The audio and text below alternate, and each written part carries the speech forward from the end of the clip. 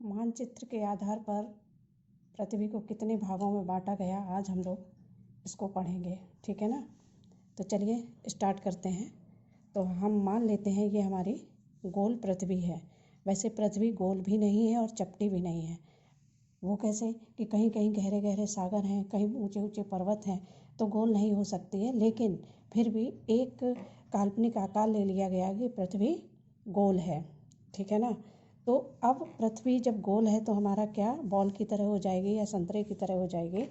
तो इस पृथ्वी को काल्पनिक रेखा के माध्यम से इसको दो भागों में विभाजित किया गया है। ठीक है ना। तो ये जो बीच की लाइन है, इसको देख रहे हैं आप, ये रेड कलर से जो की गई है, इसको दो हिस्सों में बांट दिया गया। एक गोलार्ध इधर हो गया और एक गोलार्ध इधर हो गया। अब हम इसमें ये देखते हैं कि इस रेखा को, जिसने हमारी पृथ्वी को दो भागों में विभाजित किया है, तो उसको क्या कहते हैं। तो उसको हम कहते हैं भूमध्य रेखा या काल्पनिक रेखा। लेकिन भूगोल की भाषा में हम इसको कहेंगे विषुवत रेखा। क्या कहेंगे? विषुवत रेखा। ये इमेजिनरी लाइन है, इसको काल्पनिक रूप से खींचा गया है। पृथ्वी पर कोई ऐसी लाइन नहीं है, लेकिन मानचित्र के आधार पर ये हमारी विषुवत रेखा है। तो एक यहाँ से यहाँ तक एक गोलार्ध हो गया, आधा गोलार्ध हो गया ना, और एक इस लाइन से इस लाइन तक दूसरा गोलार्ध हो गया। ठीक है ना बच्चों। अब इनको नाम दिया गया। ये जो गोलार्ध था, यहाँ पर जो हमारा पॉइंट आता है, क्योंकि बीच से जब काटेंगे तो ये यहाँ पर पॉइंट आ जाएगा, तो इसको हम नॉर्थ यानी एन उत्तर दिशा, और इधर साउथ यानी एस दक्षिण दिशा हो जाएगी। तो हम विषुवत रेखा से जो आधा भाग उत्तर की तरफ है, तो उसको हम कहेंगे उत्तरी गोलार्ध। ठीक है ना। और जो विषुवत रेखा से दक्षिण की तरफ का जो भाग है, उसको हम कहेंगे दक्षिणी गोलार्ध। ठीक है ना, समझ गए। तो पहली लाइन क्या है हमारी? विषुवत रेखा, उत्तरी गोलार्ध और दक्षिणी गोलार्ध। ठीक है ना। ये इंग्लिश में कहते हैं इसको नॉर्थ पोल और इसको कहते हैं साउथ पोल। हर नक्शे में, हर मानचित्र में आप जब भी देखोगे तो एन ऊपर होता है और एस नीचे होता है। N means north, S means south. चलें अब आगे चलें। अब हमारी ये जो लाइन है विषुवत रेखा है, तो इस पर बहुत सारी अक्षांश और देशांतर रेखाएं हैं, लेकिन हम उसके बारे में अभी नहीं पढ़ेंगे, वो आगे जाके पढ़ेंगे। अभी सिर्फ पृथ्वी की मेन जो चीज़ें हैं उनके बारे में हम लोग जानेंगे। तो अब विषुवत रेखा से एक लाइन और है, एक रेखा और है, जिस रेखा को हम कहते हैं कर्क रेखा। ठीक है। इस रेखा को, जो विषुवत रेखा के उत्तर में यानी ऊपर की तरफ जो रेखा है, उसको कहते हैं कर्क रेखा। ठीक है। ये कर्क रेखा हमारे विषुवत रेखा के सेंटर पॉइंट से एक कोण बनाती है, और उस कोण को जब पृथ्वी के उस पर काटते तो 23.5 डिग्री पर बनता है जाके। तो ये 23.5 डिग्री पर, यहाँ से यहाँ अगर नापा जाएगा तो ये 23.5 डिग्री पर ये कोण बनता है। तो ये कौन सी रेखा हो गई? जो विषुवत रेखा के उत्तर में जो 23.5 डिग्री पर रेखा है, उसको हम कहते हैं कर्क रेखा। अब विषुवत रेखा से दक्षिण की ओर 23.5 डिग्री की जो रेखा है, उसको हम कहते हैं मकर रेखा। उसको कहेंगे मकर रेखा। तो हमारी कितनी रेखाएं हो गई? पहली, जिसने पृथ्वी को दो भागों में विभाजित किया, वो थी विषुवत रेखा।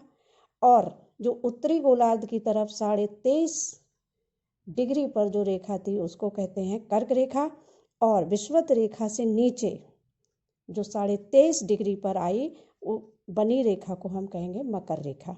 ठीक है ना। ये क्लियर हो गया, तीन रेखाएं, विषुवत रेखा, कर्क रेखा और मकर रेखा।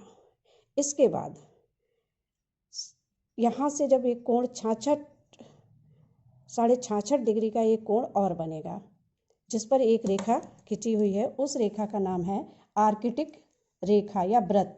व्रत इसलिए कहते हैं क्योंकि ये गोलाई में होता है, पूरी पृथ्वी के चारों तरफ गोल उसमें है। जब हम गतिविधि कराएंगे तो हम इस चीज़ को आपको बताएंगे बॉल में लगा के कि कैसे ये व्रत है। ठीक है। अभी आप फिजिकली पढ़ लो, फिर उसके बाद गतिविधि के द्वारा भी समझा देंगे। तो उसको कहेंगे आर्कटिक रेखा, तो आर्कटिक रेखा है 66.5 डिग्री पर, तो 23.5 और 66.5 100% हो गई ना। तो विषुवत रेखा से और ये नॉर्थ पॉइंट तक हमारी कितनी 90 डिग्री, 90 डिग्री यानी कि 90 रेखाएं हैं। ये तो हमने सिर्फ अभी 2 रेखाओं के बारे में पढ़ा है, जब हम अक्षांश पढ़ेंगे तो सारी रेखाओं के बारे में बताएंगे।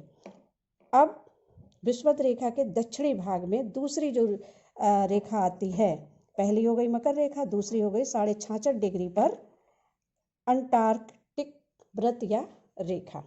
ठीक है ना, ये क्लियर हो गई हमारी कितनी रेखाएं हो गई, एक विषुवत रेखा, कर्क रेखा, मकर रेखा, आर्कटिक रेखा और अंटार्कटिक रेखा। ठीक है, अब आगे बढ़ते हैं। अब इसमें क्या है, हमें ये देखना है कि हमारे यहाँ मौसम किस किस तरह का होता है। तो वो कैसे पता चलेगा, हमारा जो सूर्य है वो विषुवत रेखा पर सीधा चमकता है। ठीक है, विषुवत रेखा पर सीधा चमकता है और ये सूरज यहाँ से चल के कर्क रेखा तक जाता है और कर्क रेखा से विषुवत रेखा, विषुवत रेखा से मकर रेखा तक, यहीं तक इसकी दौड़ है, वो यहाँ से यहाँ तक जाता है। तो जहाँ पर बच्चों सीधा सूर्य चमकता है वहाँ पर गर्मी होगी, और गर्मी होगी तो वो गर्म प्रदेश होगा ना। तो ये जो पीला वाला भाग है यहाँ से यहाँ तक, ये गर्म क्षेत्र है। तो इस गर्म क्षेत्र को भूगोल की भाषा में हम लोग कहेंगे उष्ण कटिबंध, उष्ण कटिबंध। तो ये 2 क्षेत्र हो गए कैसे, गर्मी वाले। यहाँ पर जितने भी देश आएंगे वो सब बहुत ज़्यादा गर्मी पड़ रही होगी।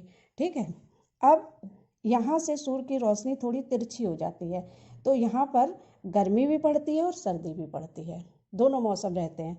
जब शाम को आपने सूरज देखा होगा तो ठंडा लगने लगता है, सुबह ठंडा लगता है, दोपहर में गर्मी लगती है। इसी तरह से ये वाला जो है तो ये गर्म और ठंडा दोनों ही है, तो हम भूगोल की भाषा में इसको कहेंगे शीतोष्ण कटिबंध। ये स्थिति कर्क रेखा के ऊपर वाले भाग में आती है, 23 डिग्री से 66.5 के बीच में। इसी तरह से ये नीचे आ जाती है, ये जो हमारी अंटार्कटिक लाइन है ये यहाँ से, और ये मकर रेखा, ये जो पिंक वाला भाग है, गुलाबी वाला भाग है, यहाँ पर सर्दी गर्मी दोनों ही पड़ती हैं। सूर्य की रोशनी तिरछी आती है तो यहाँ पर ठंड भी होती है, और जब सीधी हल्की सीधी होती है तो गर्मी भी होती है। तो ये हो गया शीतोष्ण कटिबंध।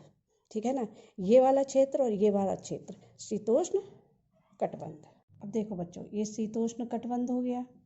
ठीक है, अब आते हैं हम इस रेखा पर, ये आर्कटिक रेखा या व्रत, ये व्रत बनाती हुई है ना, गोल पीछे तक गया हुआ है ऐसे गोल। ओके, तो यहाँ पर सूर्य की रोशनी बहुत कम पड़ती है, हल्की सी जाती है, रोशनी तो जाती है लेकिन गर्मी नहीं जाती है। तो इस क्षेत्र में क्या पड़ता है, ठंड पड़ता है। अच्छा, तो जहाँ पर ठंड पड़ता है तो ठंडे क्षेत्र को हम भूगोल की भाषा में कहेंगे शीत कटिबंध। ठीक है ना, क्या कहेंगे, शीत कटिबंध, फ्रोजन जोन है ये। ठीक है ना, जहाँ पर बर्फ़ रहती हो वो वाला क्षेत्र ये वाला आ जाता है। इसी तरह से ये शीत कटिबंध इधर है आर्कटिक रेखा से एन तक, तो इस इधर भी वही वाला क्षेत्र आ जाएगा, लेकिन ये रेखा का नाम अंटार्कटिक वृत्त या रेखा है। यहाँ से और यहाँ तक कौन सा क्षेत्र आ जाएगा, शीत कटिबंध वाला, यहाँ से यहाँ तक, यानी कि दक्षिणी गोलार्ध पर जो अंटार्कटिक वृत्त है या रेखा है वहाँ पर ठंड बहुत पड़ती है, सूर्य की रोशनी तो आती है लेकिन गर्मी यहाँ तक नहीं पहुँच पाती है, तो यहाँ पर बर्फ़ जमी रहती है।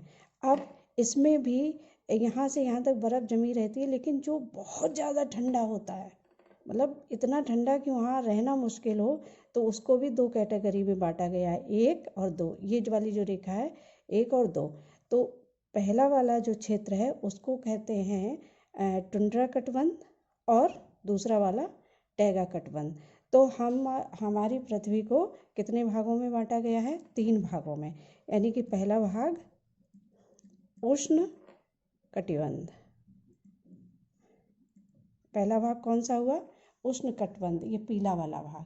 कौन सा भाग है, ये पीला वाला भाग। और दूसरे नंबर पर आएगा ये जो पिंक वाला क्षेत्र है, ये दोनों, तो ये हो गया हमारा शीतोष्ण। यहाँ पर ठंडा गर्म दोनों होता है, शीतोष्ण कटबंध। ठीक है, अब ये जो ब्लू वाला क्षेत्र है, ये ब्लू वाला जहाँ पर हमेशा पूरे साल बर्फ रहती है, इसको कहते हैं शीत कटबंध। शीत कटिबंध। इसी में दो क्षेत्र आ जाते हैं, एक जो बहुत ज़्यादा ठंडा रहता है उसको कहते हैं टुंड्रा, और जो टुंड्रा से थोड़ा सा 19-20 रहता है वो है टैगा। ठीक है ना। तो हमारी पृथ्वी को कितने भागों में बांटा गया है? उष्ण कटिबंध पहला भाग हो गया जहाँ पे गर्मी पड़ती है, दूसरा भाग शीतोष्ण कटिबंध जहाँ पर गर्मी और ठंडी दोनों ही पड़ती हैं, तो उसे शीतोष्ण, शीत माने होता है ठंडा, उष्ण माने कटिबंध, शीत धन उष्ण यानी शीतोष्ण कटिबंध। फिर तीसरा भाग हमारा है शीत कटिबंध वाला, और शीत कटिबंध में भी दो भाग हैं, यानी टुंड्रा कटिबंध और टैगा कटिबंध। ठीक है, आप लोग समझ गए। अब इसके बाद हम आगे की क्लास में बताएंगे आपको। तब तक के लिए बच्चों ओके बाय। और हाँ, एक काम कर लीजिएगा कि इसको आप कॉपी में ज़रूर बना लें, और फिर हम देखते हैं, फिर आगे पढ़ाएंगे।